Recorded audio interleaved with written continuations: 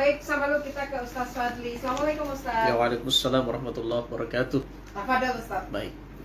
Bismillahirrahmanirrahim. Alhamdulillah rabbil alamin. Wassalatu wassalamu ala Rasulillah wa ala alihi wa sahbihi wa mawala amma ba'd. Kami ingin kembali menyampaikan bahwa alhamdulillah qiraah ini KTT sudah digemari banyak kalangan. Alhamdulillah. Kemarin kami bawakan materi di Balai Kota Makassar. Dihadiri oleh seluruh guru mengaji Kota Makassar. Alhamdulillah kami diberikan amanah untuk membawakan materi empat pemateri.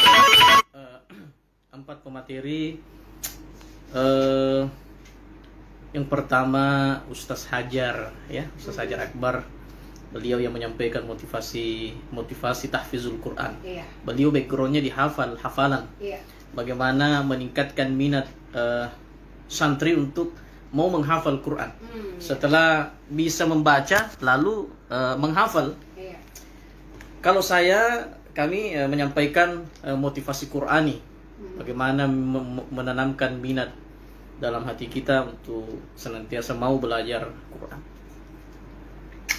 Yang namanya Al-Quran itu, ada seorang ulama pernah mengatakan bahwa kalau tidak bisa sekolah tinggi-tinggi, sampai profesor misalnya, sampai bergelar doktor, maka kalau memang tidak mampu dari segi ekonomi, hafal Quran saja. Hafal Quran kalau tidak mampu. Tapi kalau bisa mampu sekolah, ya sekolah. Sebenarnya itu kalau kita mau dapatkan petunjuknya mudah. Ada 4 hal yang harus kita terapkan untuk meraih petunjuknya Allah lewat Quran. Apa itu yang pertama? Yang pertama, Al-Quran harus dipelajari dulu. Belajar Al-Quran tidak kenal tua, muda, ompong, tidak ada giginya, hilang giginya. Harus belajar. Aduh, saya sibuk Ustaz, tidak ada waktu belajar. Oke, tapi nanti kalau sudah ditanam di dalam kuburnya, itu baru akan menyesal. Kenapa dulu saya tidak belajar mengaji? Kenapa dulu saya tidak belajar Quran? Ini harus belajar. Oh Ustaz, susah saya sebut huruf, tidak sempurna, tidak apa-apa. Ustaz, bagaimana caranya setengah mati? Dia bilang, salah. Olah, coba, Kenapa bisa begitu? Tidak ada gigi di depan. Tidak apa-apa, yang penting mau belajar. Kenapa harus dipelajari? Salah hurufnya, salah artinya.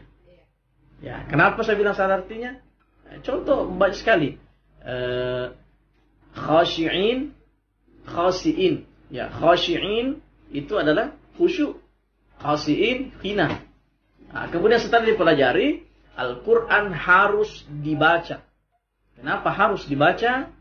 Karena kata Nabi SAW, Iqra'ul Qur'ana, bacalah Al-Quran, fa innahu ya'ti yaumal qiyamati syafi'an li ashabihi.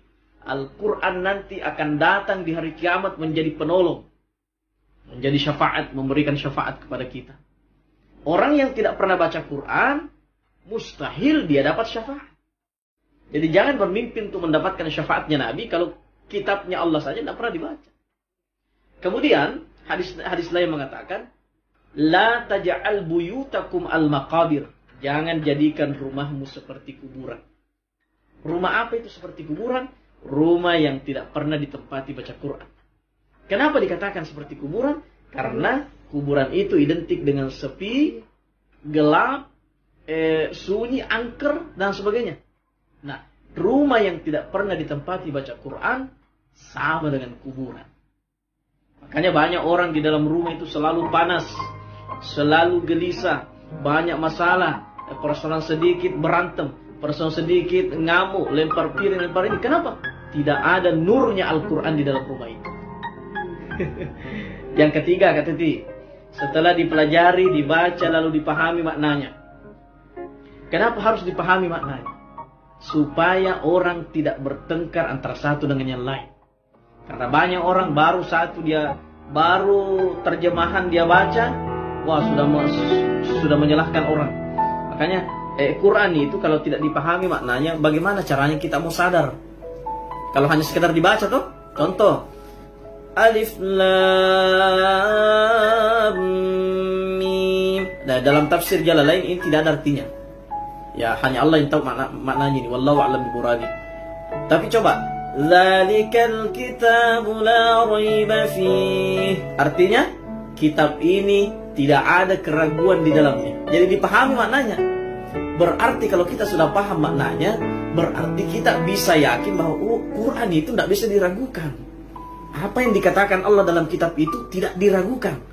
Itu pentingnya memahami makna. Yang terakhir, yang keempat, setelah dipelajari, dibaca, dipahami maknanya, lalu diamalkan isinya. Percuma dipelajari, percuma dibaca, percuma dipahami maknanya kalau tidak diamalkan isinya. Quran katakan, sholatlah. Insya Allah orang yang bagus sholatnya, surga jaminannya. Betul, amalkan itu. Quran katakan, jangan tinggalkan sholat, jangan mencuri, jangan begini, jangan berzina. Siapa yang melakukan itu pasti masuk neraka. Betul itu, berarti tinggalkan itu. Nah, itu namanya mengamalkan.